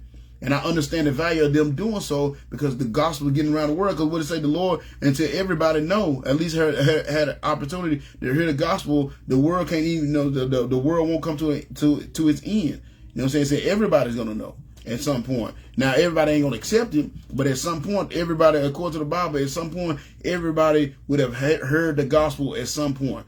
And when that happens, once everybody's heard the gospel and had their option to either receive it or reject it, then the Lord should come back. Are we there yet? I don't know. There's still a lot of people in a lot of places that it happens. And then maybe, I know everybody always talk about the end and look like the end. Maybe we still because we still got people that haven't heard the gospel yet, that the end hasn't happened. But, you know what I'm saying, I understand the importance of doing so. I understand the importance of missionaries. I understand of giving my time to the local church so they can keep functioning and paying their bills so they can continue to go out and do the work of the Lord. I understand that. So even though I would love to keep that money in my bank account, even though I would love to keep that money in my pocket, I give it joyfully because I understand the significance of it and what can be done with that money. It's going to be used better than any way I can use it because I'm going to use it just to get something for myself. Or, you know what I'm saying, to spoil my kids and when they don't need to be spoiled anymore. You know what I'm saying? But I give it to God. It can be used to do his work and to build his kingdom and honor and glorify his name. So when you understand the value of that, you will give eagerly to the work that the Lord has for to do. So then it says here, so after, he talked about how they gave all the gold rings and it came up to 45 pounds. So now this is where Gideon messed up. He said, so Gideon made a sacred ephod from the gold and put in Opera, his hometown. But soon all the Israelites prostituted themselves by worshiping it, and it became a trap for Gideon and his family. So you see, though I told you because I know the whole story, he wasn't completely there. He wasn't in service status just yet. You know what I'm saying? He made this mistake, and he made this golden ephod that ended up being a snare to him and his family. But at the same time, his intentions was good, but he made a mistake. So right there, that's a reference back. If you remember the very first lesson that we did on Gideon, number 3 was chasing the riches of this world is worthless. And that's what we see in here. Now he wasn't necessarily chasing the riches of this world, but he gave in to the riches of this world because the people came to him. They wanted to make him leader. He's like, no, I won't be your leader, but you can throw me this money and I'm going to make this secret ephod. And again, I'm pretty sure his intentions were good, but look what ended up happening. You know what I'm saying? They got this saying, the road to, the pathway to hell is paved with good intentions. His intention might have been good, but it ended up leading his people and the Israelites astray because it's made this golden ephod, and they end up worshiping him. And that's why I tell you, the riches of this world is worthless. And we spend so much time chasing the riches of this world. We spend so much time, we spend more time chasing riches and trying to stack up money and trying to have nice things and build nice things than we do doing the work of God. And in reality, chasing the riches of this world is worthless. And you know what I'm saying? It's not going to get you anywhere. And you can chase the riches and you can stack all the riches up, and then you die. And when you die, what happens? You have to leave it behind for somebody else to spend. And it ain't and when you do that, it's no telling that they're going to use it the right way. So why chase it? Leave something behind that's going to last forever. You know what I'm saying? Only one, my pastor says this all the time. Only one life will live, one life to live will pass, and only what's done for God will last. You know what I'm saying? In other words, the only thing that's going to survive this world, the only thing that you're truly going to, so many people focus on leaving a legacy behind, and I want to leave this wealth behind for my family, and I want to leave, what up, Mark? Good to see you there, brother. It's been a minute. Glad everything going good for you. Appreciate you checking in from over there on the east side, the East Coast. Appreciate you being here, brother. But again, you know what I'm saying? The thing that we should be focused on leaving behind, the legacy we should be focused on leaving behind, is the work that we did for God. Because that's the work that lasts for forever. It has eternal blessings that come from doing God's work. So stop chasing the riches of this world, because the riches of the world are only going to lead you astray. And that's what it did here. Gideon, you know, they wanted to make him king, and he said, no, I don't want to be king, but y'all give me this money. And he took the money and made an ephod, and because of that, he ended up leading some people astray because of that. So don't chase the riches of this world, because the riches of this world is worthless. But when you do something for God, it's priceless. The work that you do for God is priceless, because you leave that behind, and it affects everybody that has ever lived. It affects the people that came before you, because it validates the work that they did. It affects the people that's present with you, because you're helping them get a close relationship with the Lord. And it affects future generations as well, because you laying down the foundation for the future. And that's what's the scariest part about our country right now, because we've gotten so far away from the foundation that was laid down. We've gotten so far away from the path that we used to walk down that was close to God. And I fear our future. What is our kids going to have? What is going to be like for my grandkids as they grow up? And the way it's looking right now, it's going to be grim, because we don't have enough people leaving the right legacy behind, and that is a work and a love for the things of God. So then next verse, he says in verse 28, we almost done, y'all. In verse 28, he said, that is the story of how Israel subdued Midian, which never recovered. Throughout the rest of Gideon's lifetime, about 40 years, the land was at peace. So number 50 is this. The peace that passes understanding is worth a lifetime of servitude to the Lord. You know what I'm saying? That peace that passes, that's worth it. That's the one thing, that the biggest thing that I've seen that coming. Yes, I have the blessings and the wisdom and all that. God has made me prosperous since I gave my life to Him 18 years ago. But the thing that I think benefits me the most is the fact that I have peace, man. You know what I'm saying? I got so many of my friends, when I see them, people that I went to school with and grew up with nice looking fellows, nice looking women, and I see them now, they same age as me, and they just look horrible. Like, they look like, man, like, gosh, what happened to you in your life? Like, what have you been through? And you know what I'm saying? A lot of them, they live some rough life because they did things they weren't supposed to do. You know what I'm saying? They got into drugs or whatever it was they got into, and they had rough life, so they look rough.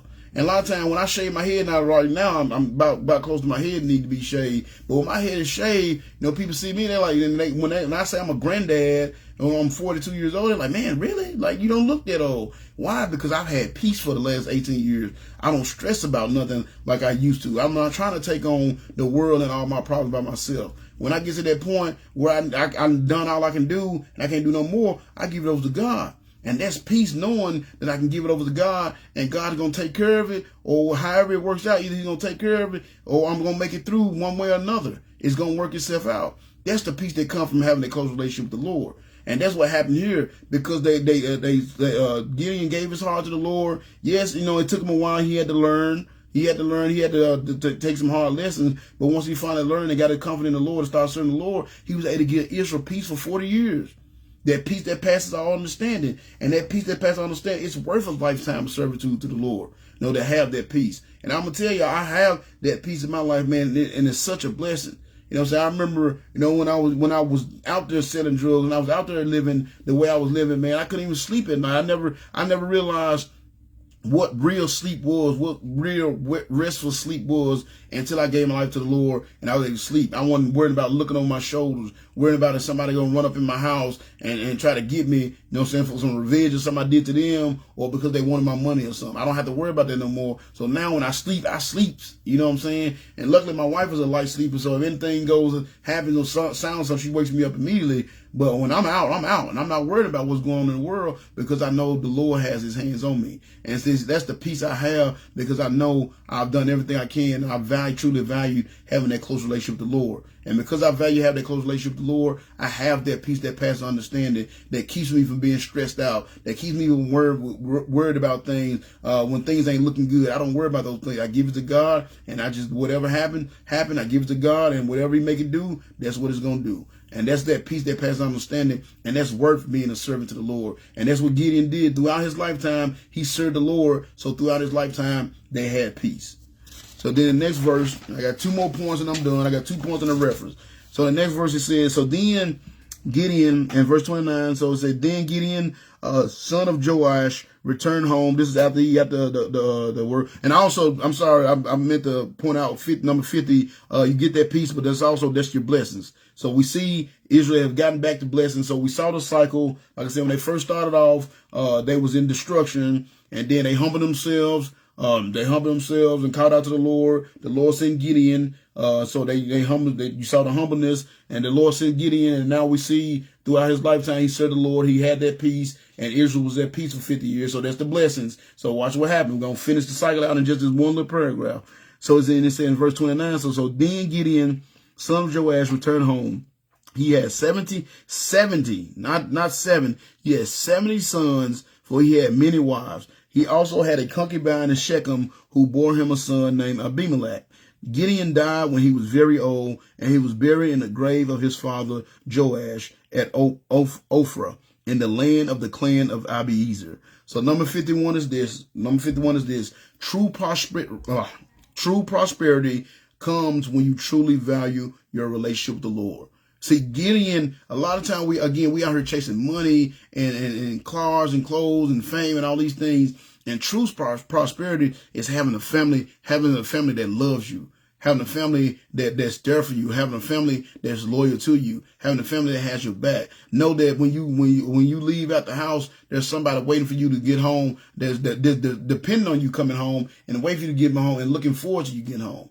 You know what I'm saying? And he had a good, happy home. He ended up having 70 kids. You know, with all these wives, he had 70 kids. That's prosperous right there. Because you read over there in Psalms what it say about the kids. He said a kid, a child. Okay, I'm misquoting it, but it's like a arrow in your quiver. You know what I'm saying? And it's basically saying having a child is a true blessing. You know what I'm saying? That's true prosperity. And he had 70 of them. Why? Because he lived his life serving the Lord. He understood. He found when the Lord called him, you know, again, he took him some work. He did some petty stuff. But when the Lord called him, he understood the value of having that relationship with the Lord, because he saw what the Lord did with him. He saw how the Lord used him and 300 other guys to go out and win a war against 135,000. So I'm sure over his lifetime, because he served Israel for 40 years, so I'm sure by the time he died, he was a true servant. And that's why he had this prosperity. Not only did he have all these wives and all these kids, he lived to be a nice old age. All those things come with wisdom, and it comes with all this prosperity comes from having a close relationship with God, and that wisdom comes from having a close relationship with the Lord as well. And Gideon had that because he truly served the Lord. So then in verse 33 it says, so as soon, now here we go. Here go to apathy again. So here go to the cycle once again. As soon as Gideon was dead. And you notice it said as soon as he was dead. It didn't say a little bit later or not, a lot on down the road. It said as soon as Gideon was dead, the Israelites prostituted themselves by worshiping the images of Baal, making Baal Berith their god. They forgot the Lord their God, who had rescued them from all their enemies surrounding them. So once again, what's that? Apathy. So the cycle continues. They went right back to, as soon as he was dead. Now, while he was alive, they lived in the blessings. But as soon as he was dead, they went right back to worshiping these other gods. And it goes back to apathy. So that takes us back to point number 1, which is so again, we went through the full cycle. It took us 4 chapters and 4 weeks to do it. But you saw we went through the full cycle. And that's why I call this the vicious cycle continues. Because now they right back in the cycle. So this is a reference back to number 1. In inconsistency in your faithfulness is what keeps this cycle going. And we're constantly seeing that. And that's why I'm trying to point out to you guys. That's why I'm saying, hey, you need to do these 3 things every day. Pray, read your Bible, and look for opportunities to tell people about the Lord every day, because it keeps you consistent. And when you stay consistent, you're going to grow. You're going to be able to do God's word. You're going to be able to actively build his kingdom, and you're going to be able to live up to your full potential. But when you're inconsistent, when you're inconsistent in the work that you do, when you're inconsistent in your worship, when you're inconsistent in your Bible reading, when you're inconsistent in your prayer life, when you're inconsistent in your soul winning, it's going to be hard for you to break this cycle.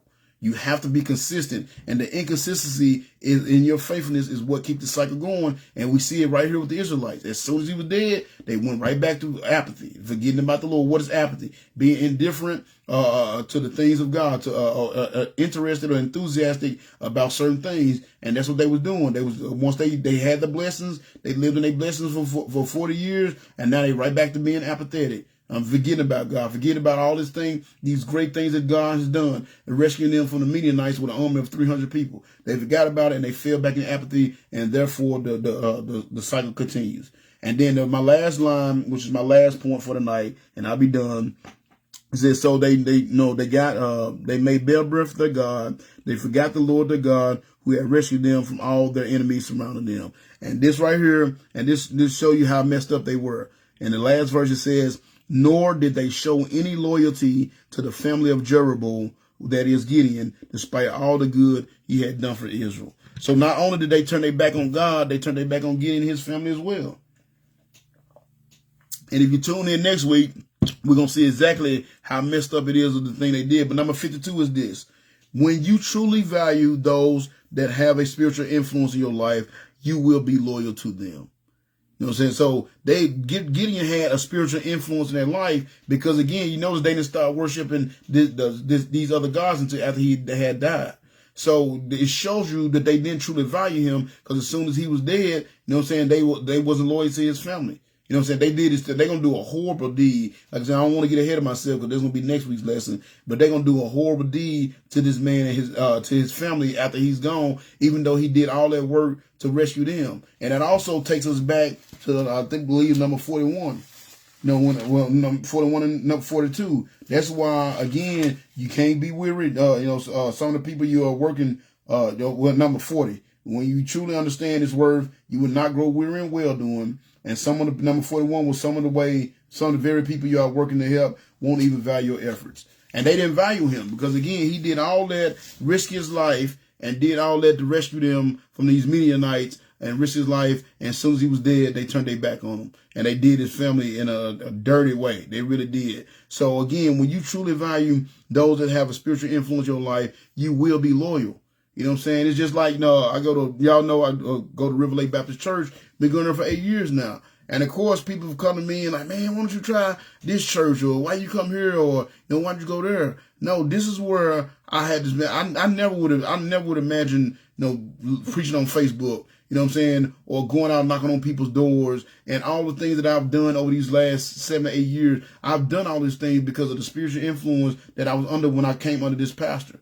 You know what I'm saying? When I came to this church. You know what I'm saying? Since I come to this growth, I always tell people, since I came to this church, I know I have grown spiritually. You know what I'm saying? If I was here when I got here, I'm here now. And I'm still got a long way to go. But I'm saying I definitely have grown spiritually. So since I went to a place that's taught me what I need to know so I can grow spiritually, that has truly helped me and supported me grow spiritually, why would I leave that place? You know what I'm saying? Just cause. Now, if God takes me away from that place, don't get me wrong. If God calls me to preach, or he gives me a church and I have to leave, then that's one thing. But just to go somewhere else when I'm still in the same town, still doing the same. Now, if God takes my job and I end up, because I got a job that's international, you know what I'm saying? I can be, and we got facilities all over. And if something comes up where I have to go and work at another facility, and then obviously he's pulling me away, then I'll leave. But as long as I'm in this town, this is the church I'm going to. I'm loyal because of what he has done for me. What this pastor has taught me, and what this church has done for me and my family. You know what I'm saying? Why would I turn my back on that church? But a lot of people do things like that because they don't really value what you've done for them spiritually. That's why it's so hard to get people to come. You know, that's why it's sometimes so hard to me to get people to watch these videos. You know, that's why it's so hard to get people to come to church like they should. That's why it's so hard to get people to come to ministry like they should, because they don't truly value what I really do for them. You know what I'm saying? But that's not going to stop me from doing it.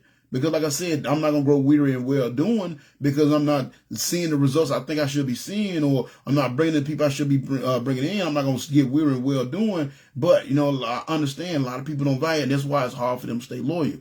But like with my Law Street ministry, I do have like 3 or 4 women that's there every time we meet. Unless they're sick or something happened, they're there. They're loyal. And I appreciate that. And I tell them all the time how much I appreciate them. You know what I'm saying? I don't get weary and well doing because people don't stay faithful to the cause. But when people don't stay faithful, it just lets me know like they don't truly value what I'm trying to do for them. And that's what happened here with Gideon. He risked his life going to fight an army with 300 men, going to fight an army of 135,000. And the moment he was dead, they turned to the people that he fought for, the people that he rescued, the people that he had been a spiritual counselor for 40 years. The moment he was dead, they turned their back on him, and they turned their back on his family. What up, Pat? You late today, bro. I'm getting ready. I'm finishing up. You know what I'm saying? But I know you always go back and watch it, so I'm just messing with you. But I'm glad you made it in toward this end. So again, last point, number 52, when you truly value those that have had a spiritual influence in your life, you will be loyal to them.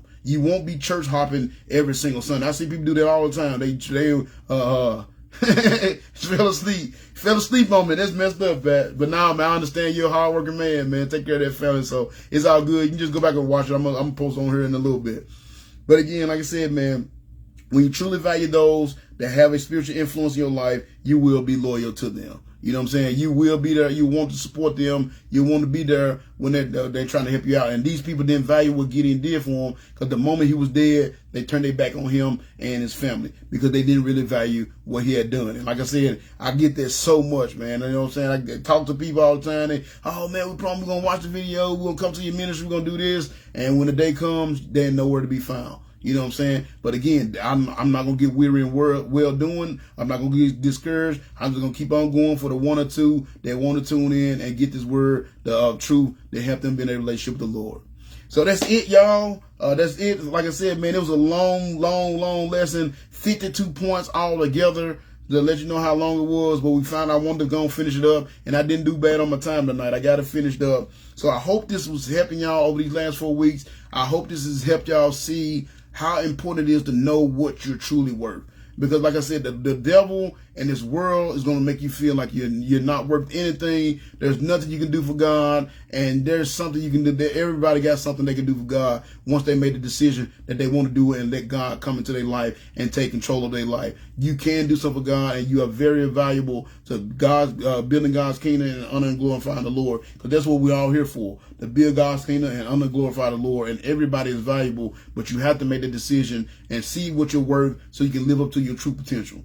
Like before I gave my life to God, man, yes, I had accomplished a few things. Yes, I was working my way through college and all that, but I didn't really start living up to my full potential and really, I didn't really start living up to my full potential and really being able to doing something that was worth doing with my life until I started serving the Lord. You know what I'm saying? So the same thing for y'all. Pat, like I said, it's all good, brother. You can go back and watch it. That's the good thing about videos. You know, they'll be on there later unless Facebook shut me down or something. So I know you would have been here otherwise. But, man, sometimes you got to get that nap in, bro. But I appreciate y'all being here tonight. Like I said, I hope this helped y'all. I hope this help you understand your worth and understand the value of having that close relationship with God, but more important, doing the work that God has for you to do. Because like I said earlier, there's somebody in your world. You might get tired, you might get discouraged, but if you keep going, I guarantee you there's somebody in your world that's dependent upon you doing your part to build God's kingdom. Because if you don't do it, they might not ever hear the gospel. If you don't do it, you don't go by there and take it to them, they might never get the opportunity to come to know the Lord, their Savior. So that's why it's so important to know your worth so you can live up to your full potential, but more importantly, so you can truly build God's kingdom and honor and glorify His name.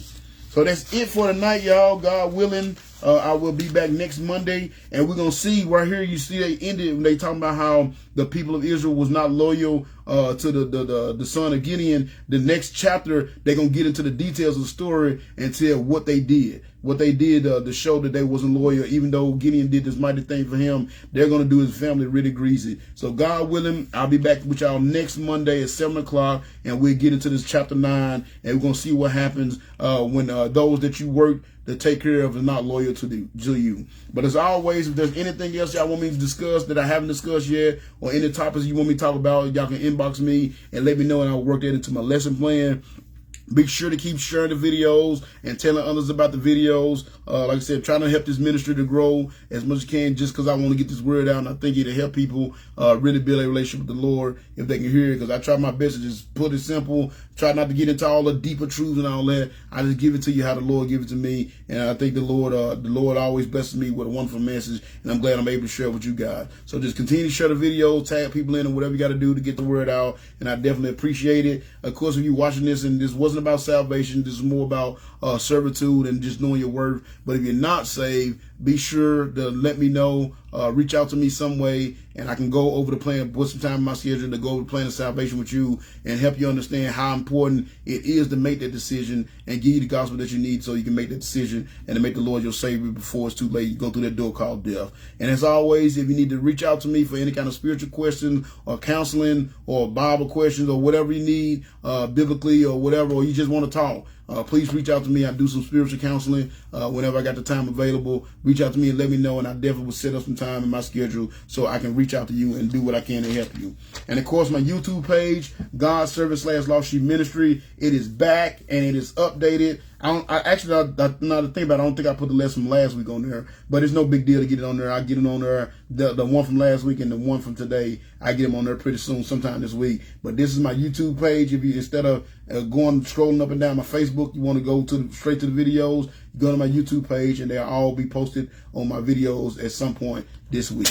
So I thank y'all for joining me once again, and thank y'all for being with me on this journey. I'm hoping y'all seeing this cycle, this vicious cycle, but more importantly, I'm hoping you seeing what caused this cycle, this vicious cycle that we all tend to fall in, and it's our lack of faithfulness. You know what I'm saying? If you stay faithful, again, you just do the things you're supposed to be doing every day to serve the Lord and honor and glorify the Lord every day, you will stay out of this cycle. But as long as you keep on going back and forth, away from back and forth, you will always end up in that cycle where you know what I'm saying, you'll be in destruction, and then the Lord will humble you because of the destruction, and you'll call out to the Lord and he'll bless you. But then once he bless you, you go right back to doing the same thing because you become apathetic. Avoid that cycle by being faithful. So I thank y'all. I'm going to go ahead and pray, and I'm going to end this lesson tonight.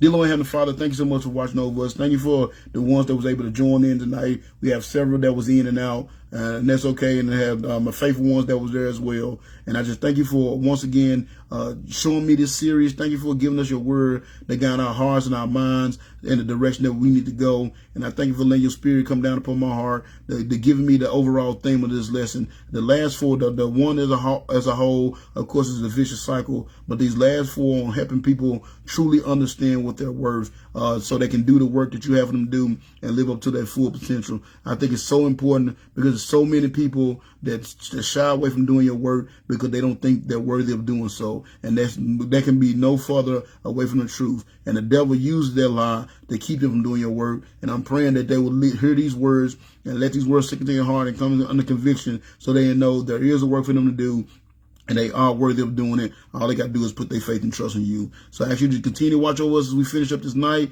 This is the last Monday of the year, so this is the last lesson of the year, Lord. And I pray that everybody had a wonderful Christmas, and I pray that they're preparing to have an even better new year. But more important, I'm praying that when they start this new year of thinking about you, Lord, and wanting to be a year that they get closer to you than they was this year as this year's ended, Lord. I ask you just watch over me and my family, continue to use us in a mighty way to do your work. Watch over this Lost Sheep Ministry, continue to help it go out to the communities, change the lives of others, and capture the lost souls of men. Continue to be River Lake Baptist Church, continue to help it grow and prosper, reach out to communities as well, and be with all your godly people, all your godly men and women that have given their whole heart to serving your purpose and your will, Lord. Just give us the encouragement we need to continue to go forward. Give us your power, love, and wisdom over any problem may arise to keep us from doing your work, and continue to guide our steps in the direction we need to go so we can take your gospel where it's needed to be heard, so we can help others come to know you. Watch over us as we finish up this night. Keep us all safe, and continue to bless us and guide in the direction we need to go so we can gather here once again to honor and glorify your name once more. We love you so much. Thank you for all you've done and given. And I say this prayer in your wonderful son, Jesus' name. Amen. All right, man. So again, I appreciate y'all for being here. Pat, I'm gonna post this on here in a second or so, and you'll be able to go back and watch it. And just pray this to help y'all. Again, I hope y'all all had a Merry Christmas, and I hope y'all looking forward to having a blessed New Year. And of course, me, I'm gonna start my New Year off at the church. We have a night watch service, and to start off it like I do every year at the church. I love to end my year thinking about the Lord and start my year off thinking about the Lord. And since I've been doing that, man, my years have been going great, and they've been getting better every year. So I advise y'all to do the same. If you find a night watch service somewhere, go and attend, man. I used to look for the clubs and go out and smoke and drink and all that. But since I've been starting my year off at the church, man, my years have been going great. And if you want to continue to build a relationship, continue to understand your worth, you will find a church somewhere where you can do the same. So I love you all. Again, next time I see you, it'll be next year. God willing, it'll be next year when I see y'all. So I pray y'all had a Merry Christmas, and I pray you have a blessed beginning of your new year. But until then, I love you all. Remember to watch your back and pray. Peace.